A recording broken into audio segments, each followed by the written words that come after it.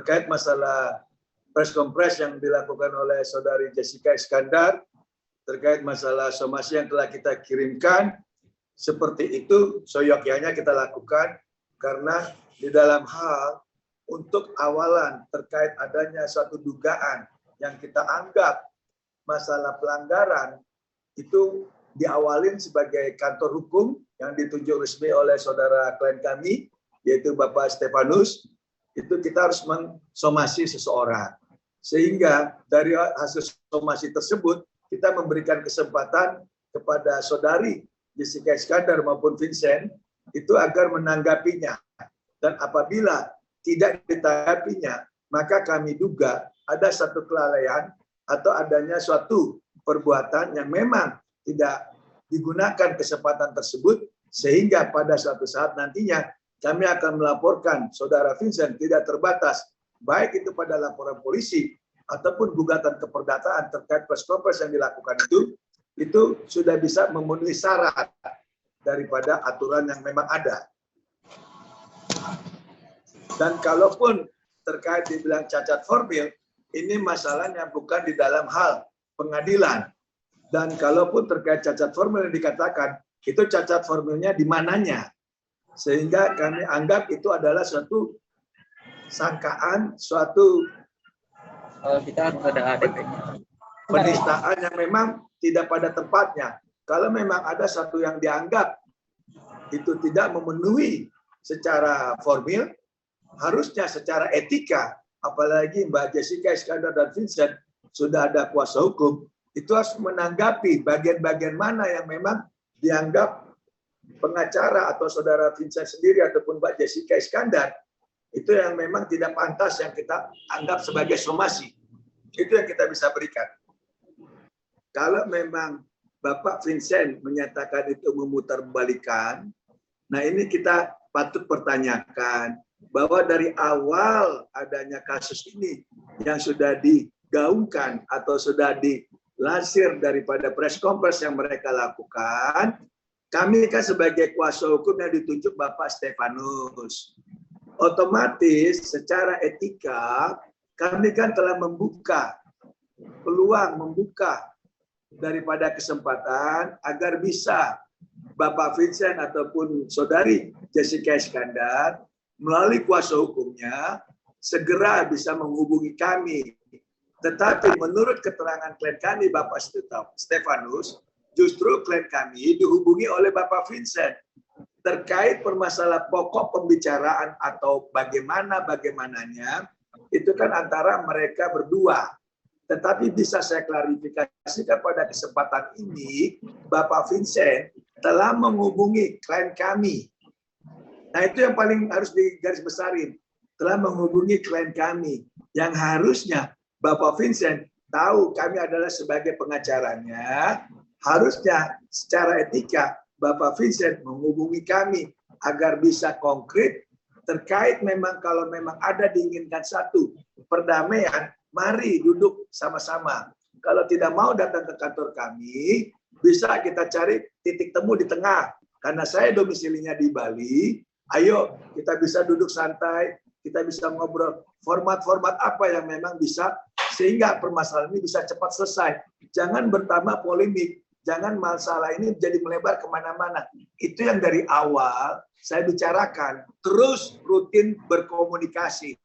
Terkait keberadaannya di mana, untuk saat ini kami tidak bisa bicarakan karena keterbatasan kami hanya sebagai kuasa hukum untuk fokus ke permasalahan daripada klien kami yang sedang dihadapi, yaitu laporan Mbak Jessica ataupun Bapak Vincent ke Polda Metro Jaya. Itu aja. Masalah keberadaan kan kita tidak akan bisa ungkapkan pada saat ini. Tapi dari awal statement daripada saudara Vincent ataupun saudari Jessica kan menyatakan bahwa klien kami ada di Singapura. Bahwa semua terkait permasalahan ini ada dua yang saya dari awal saya sudah sebutkan. Ada yang namanya profit, ada yang namanya non-profit. Terkait permasalahan kendaraan yang memang profit itu adalah milik daripada saudari Jessica Iskandar. Apa itu? Satu, masalah mobil Alphard. Yang kedua, masalah mobil Mini Cooper. Ini loh. Nah, sementara yang kalau bilang non-profit, kenapa saya bilang non-profit? Karena apa? Klien kami juga memasukkan dana. Memasukkan dana. Misalnya S-Class. Mobil Mercy S-Class. Itu Mbak Jessica mengeluarkan dana X, sementara klien kami mengeluarkan dana Y. Sehingga mengambil mobil tersebut. Dan mobil tersebut digunakan oleh perusahaan. Sekali lagi, mobil tersebut digunakan perusahaan. Bukan untuk kepentingan daripada klien kami sendiri. Nah, makanya dari awal pun permasalahan press conference itu, dari pertama kami tanya, bagaimana Mbak Jessica mendapatkan akumulasi 11 mobil ini? Kok bisa menyebutkan secara pasti angka 9,8? Dari mana angka 9,8 miliar ini? Kalau memang dinyatakan itu mobilnya Mbak Jessica, tolong, mari kita ketemu, mari kita duduk bicara, mana bukti-buktinya? Apakah STNK, BPKB, atau dana, atau apa yang menyatakan itu milik Mbak Jessica. Supaya tidak ada penyesatan publik. Sehingga kita ini bisa mengkanal, bisa mensortir mana poin-poin tertentu yang bisa kita selesaikan dalam waktu yang sesingkat-singkatnya. Karena pada intinya, dari awal ini, perjanjian itu merupakan perjanjian kesatuan di dalam yang namanya keperdataan. Di mana perjanjian tersebut itu masuk ke dalam PT. Itu loh. Karena itu dalam bentuk kemasannya perjanjian, di situ kan muncul namanya hak dan kewajiban. Sehingga hak dan kewajiban itu, apakah para pihak sudah masing-masing menyelesaikan atau tidak. Gitu loh. Nah, kalaupun ada presentasi, adapun yang memang haknya daripada pemberi kendaraan dan yang juga menggunakan kendaraan, kan itu ada di dalam perjanjiannya. Sehingga coba tolong ditayangkan, coba dibuktikan perjanjiannya dalam bentuk apa. Itu kan biar lebih clear gitu loh. Jangan hanya dibilang, itu mobil saya 11 unit, 9,8.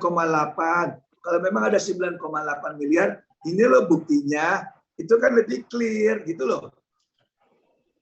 Seperti dari awal saya katakan bahwa kami dari kuasa hukum mendapatkan bukti daripada klien kami yang namanya Bapak Stefanus itu mengklaim ada secara rigid percakapan dan pembuktian bahwa pihak Bapak Stefanus telah mentransferkan haknya atau kewajibannya kepada Ibu Jessica Iskandar dan pada saat itu ada chattingannya diterima oleh adminnya Ibu Jessica Iskandar. Jadi kalau adminnya mungkin tidak etis saya bicara, tetapi kalau nominalnya bervariasi, karena bisnis ini kan dimulai dari tahun 2020 sampai tahun 2022. Tapi rata-rata akumulasi ada yang 60 juta, ada yang 100, demikian yang bisa saya sampaikan.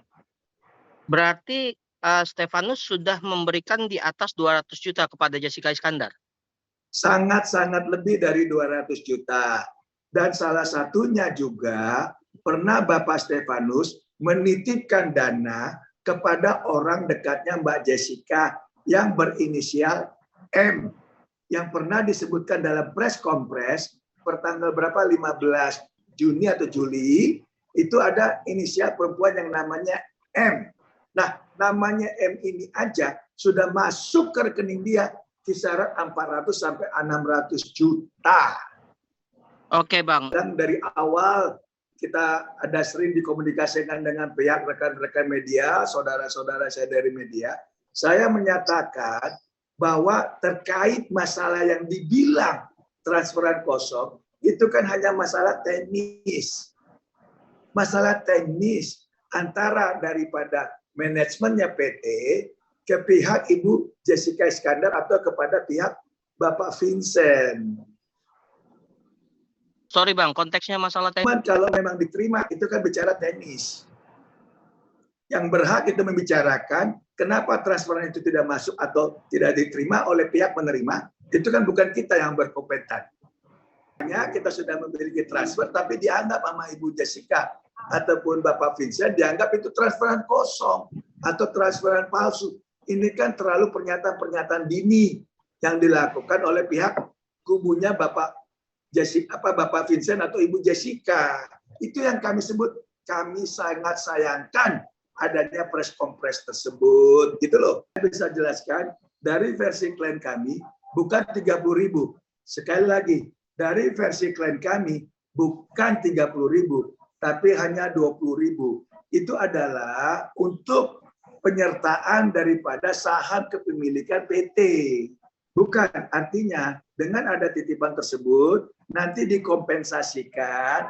Kalau memang secara akumulasi PT mendapat keuntungan, maka saudara Jessica Iskandar akan mendapat keuntungan. Berarti bisa disebutkan bahwa ini sebuah investasi dari Jessica Iskandar. Sebuah investasi, betul sekali. Kalau kita cerdas, ini adalah awalnya bentuknya komitmen, kerjasama, bukan terkait dana pure. Misalnya saya menyerahkan dana ke kamu, ya, tanpa ada perjanjian, tanpa ada komitmen. Betul banget. Itulah Trip tadi. ID kepada Jessica Iskandar. Betul, semuanya dokumen ada di Mbak Jessica sama Vincent. Makanya saya dari awal menanggapi press conference pada pertama kali awal ya, kita bertanya, tolong secara jujur bicara kepada masyarakat, bicara kepada publik melalui media. Ini sesungguhnya murni apakah dari pihak korban kepada saudara Stefanus atau adanya perjanjian kerjasama. Kalau perjanjian kerjasama kepada PT kan itu, ini kan masuk ranahnya keperdataan.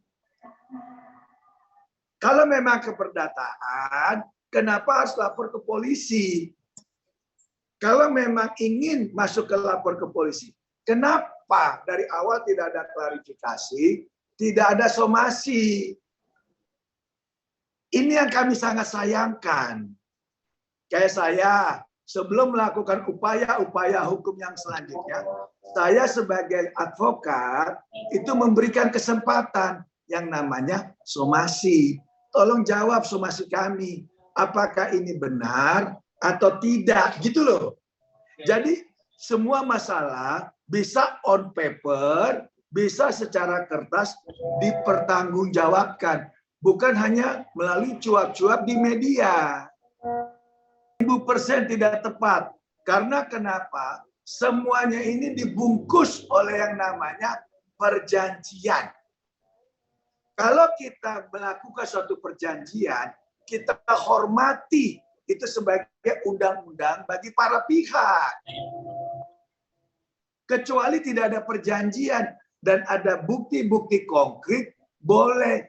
Itu yang namanya delik aduan. Ini harus dibedakan loh.